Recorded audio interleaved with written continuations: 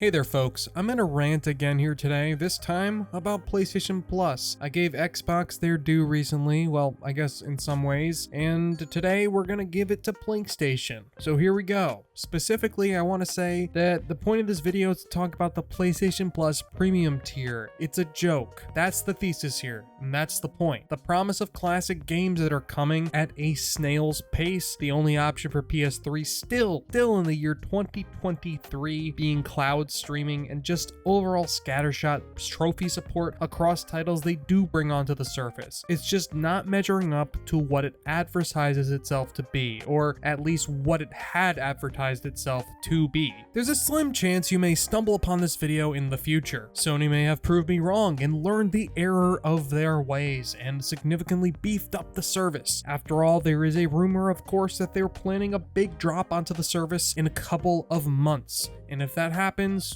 great. But honestly, I feel like there's a better chance that Jeff Bezos will begin hunting us for Bloodsport. You know, I feel like that's more likely. It could happen. It's unlikely, but it could happen. In the event you do stumble on the video in that reality, just know I can't know what I don't know. Not that it's gonna stop some of you, but I can't know what I don't know. Anyway, with that being said, make sure y'all subscribe at the beep. Also, if you hate the construction of contextual arguments or linear arguments, or just need to jump around for whatever reason, there are timestamps. I get it. I can be a little wordy. I don't know when to shut up, but I don't think I can change. And I also hold on to this hope that me making nuanced arguments on the internet will matter to some of you. Anyway, use your discretion. If you watch my Game Pass video, you'll know this, but I'm gonna briefly recap it anyway to say I don't currently use Game Pass, but when I did, it worked fine on PC and I got to play a number of games with it I otherwise probably wouldn't have. But then I stopped, and I haven't really felt the need to subscribe again for it. I mainly play games on my PlayStation, and I have PlayStation Plus currently. And I think at $60 a year for me, it was a good service. It's still a good service. We can argue about the little things like online play being attached to it or cloud saves, but the simplest way I got value out of it was redeeming free PlayStation Plus games every month that were dropped on the service. I usually just add everything with the intention of playing them later. For me, it was worth the cost there alone. For an extra $60 a year on top of that, I can get Game Pass and get even more games, but the statistical likelihood of me even putting a small dent in the PlayStation Plus games I get, let alone Game Pass, is probably 0.1%. But let's keep PlayStation Plus in our crosshairs, though we'll have to be cognizant that we may end up summoning a Dark Jim Ryan if we get into critical territory, but I'm willing to do it here for you guys. So if you see him, maybe just pause the video and come back later, but just be aware we may summon Dark Jim. The point here is that 2 to 3 games per month was plenty for me to be satisfied with the service. And sure, you'll have the stinkers here and there from time to time, and even sometimes they'll offer a game like God of War on PlayStation Plus, and they'll give you a thumbs up like, good offering, right? And you're like, yeah, it's a great game, but the game is also over 4 years old, and if you haven't played it by now, I suppose it's a great get, but a little late. You also at times do get extra discounts when they have sales for being a PlayStation Plus member, which is a nice perk once in a while. Cloud saves, extra discounts, online multiplayer, and 3 games a month for free with the service. Not bad. Of course, they could always offer more, but for what it is, I was kind of comfortable with the $60 a year. Sometimes even cheaper if you got it at a discount on Black Friday or after a major awards show sale. Okay folks, this is where Dark Jim is probably going to be lurking in the shadows, ready to pounce at any moment. So if you see him, please let me know so I can defend myself. PS Plus was revamped mid-2022, adding 3 tiers: Essential, Extra, and Premium. Essential is the base tier, $60 a year or $10 a month for multiplayer, cloud saves, 3 free games a month, and exclusive PlayStation Plus discounts. Extra comes with those same perks, but a ton of PS4 and even PS5 games for download at the cost of $100 a year or $15 a month. Premium, all of the above perks, but classic games from PlayStation 1, PlayStation 2, PlayStation 3, streaming only though, in addition to cloud streaming of other non-PS3 titles, game trials, all for the price of $18 a month or $120 for the year. This tier will get the most of my ire as we continue here, hence the name of the video, but those are all of the tiers available with the new revamp.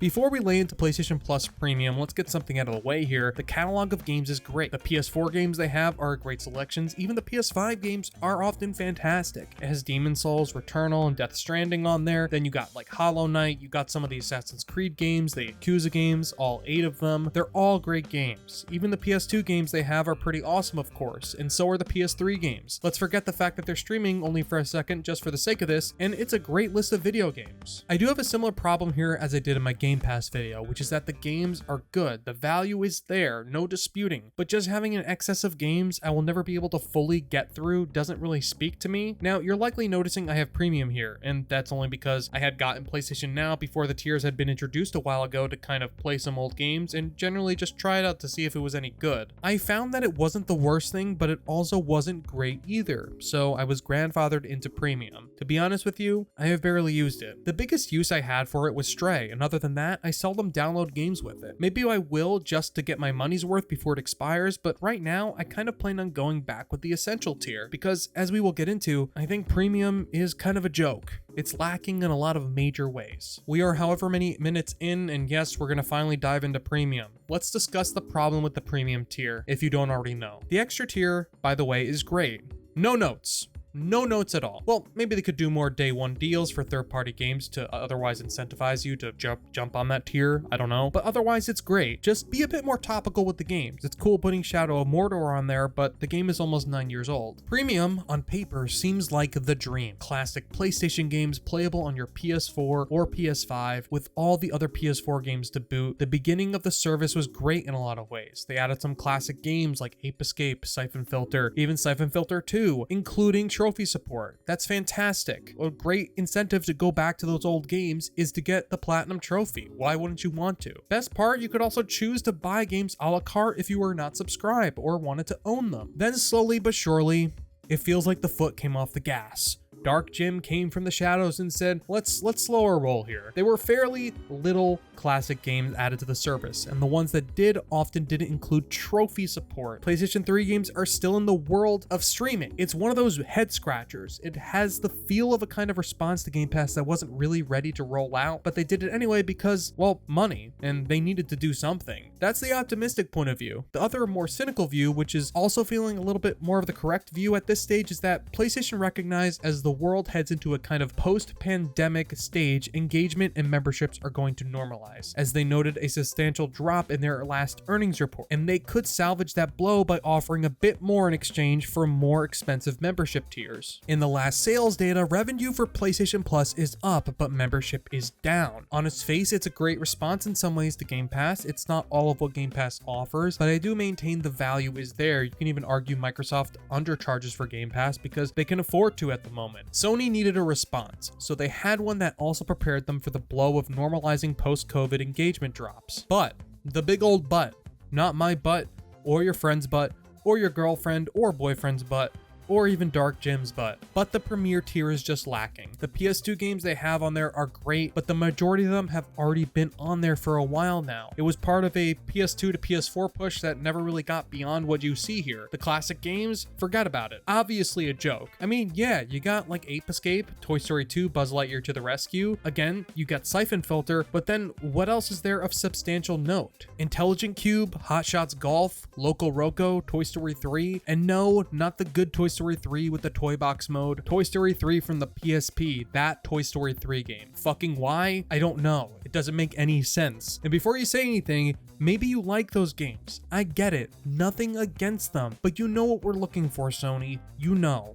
What about the old Grand Theft Auto games? Vice City Stories, Liberty City Stories, Star Wars Battlefront, the original Star Wars Battlefront games, Twisted Metal. What are we doing here? I understand that maybe there's some partnerships they have to make and maybe they have to make some deals here and there, but I feel like if this service was ready to roll out, they would have just done that. And maybe you still got that slow drip feed, but we could get bigger games than this, or more substantial games that were more important to these old lineups of classic titles than we are getting now. And no, I don't even expect these games to be offered for free with premium, but to be honest, some of us would happily buy the original Star Wars Battlefront or Battlefront 2 on PSN just to earn trophies, or even just have an easier way of playing it than buying it on PC, likely having to mod it to get it to work properly in some way if it doesn't, or had a better resolution, or easier than scrounging up your old PS2 to go back and play that game, or playing it on an emulator for PS2 on your computer. Now, of course, we are not entitled to these games, but if I don't have the option of buying it or playing it in some other way and I just kind of want to, I'll end up emulating it. It's the same way Nintendo took a massive dump on their customers by not carrying over Virtual Console from the Wii and Wii U, but then will be very upset. They'll be very upset if you emulate their old titles. It's like, hey dude, can I buy this game? I really want to play it.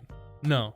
Okay, well, will I ever be able to buy it? If we decide to re-release it maybe, but otherwise shut up, bitch. It goes without saying, but it's also obviously not ideal to have backwards compatibility tied behind a subscription service, but in this icy cold corporate world, we play with the hands we've been forcibly dealt by the people who own the means of production. I think long term, being able to pop in a PS3 disc or even a PS2 or PlayStation 1 disc into the PS5, or potentially, if not a PS5, a PlayStation 6, is the ideal solution, or long-term solution. However, I think having it be on the PSN storefront as a cheap a la carte purchases is a good middle ground if that's not going to happen, and I'm sure certain games would be an easy buy for me should they figure out the licensing and work out proper deals. The likelihood of that happening? Well, we have a better chance of the polar ice caps freezing back over. It's a real shame, because it's nice to think of games you love or have loved being able to have access to them on your new and fast machine, but the promise so far of old classic PlayStation games is not being met on this service. The PS3 games, a whole other story. Some of the old Ratchet and Clank games are on there, cool.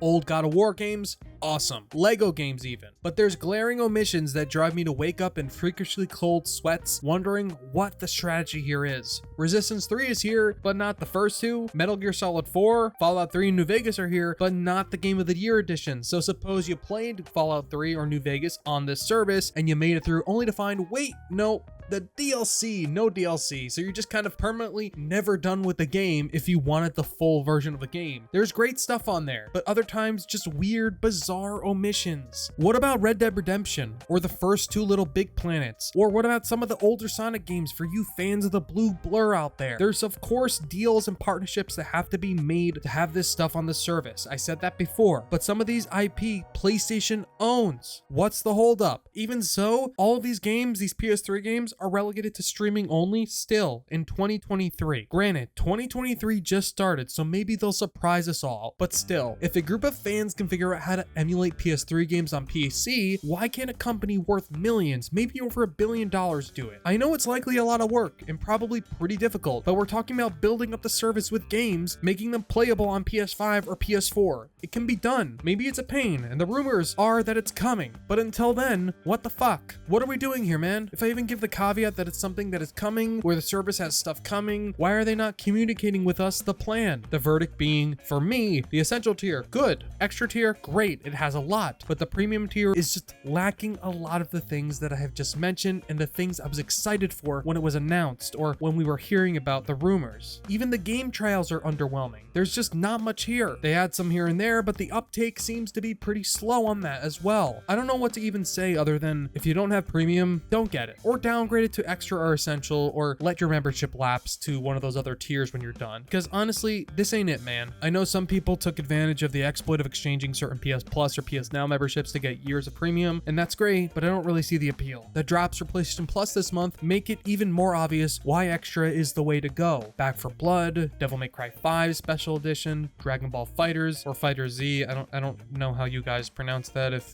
I don't really care either way. Life is Strange, and of course, more. There are decent drops on the service. Again, why the extra tier is the best value you can get right now in my opinion. But that premium tier gets what? Siphon Filter 3, Star Wars Demolition, never heard of that until they announced it, but okay. And Hot Shots Golf 2. It's better than nothing, but again, I feel we're kind of missing the point here on what we're all looking for or what we were hoping for. The extra tier is something I recommend to friends. A friend of mine just got a PS5 and hasn't had a PlayStation in a while or at all. So my advice was, of course, try PlayStation Plus Extra and catch up on everything. Catch up on a bit of those games that you missed and see how you do. I do have a quick theory on the premium tier and why there is a holdup with all these games. Okay, you with me? So if we use Ape Escape as an example, it's considered a PlayStation 1 classic, but it's labeled on PSN as having a PlayStation 4 and PlayStation 5 app. So the only thing I can think of is that Sony is slowly converting these old games into PlayStation 4 and PS5 versions we can download to our consoles. Even one of the PSP games we mentioned earlier, Toy Story 3, it's a native PS4 and PS5 download. I know that's probably a pretty crazy out there theory, but I just can't think of another reason why they haven't rolled it out this way, or why they have rolled it out this way rather. Remember what I said before.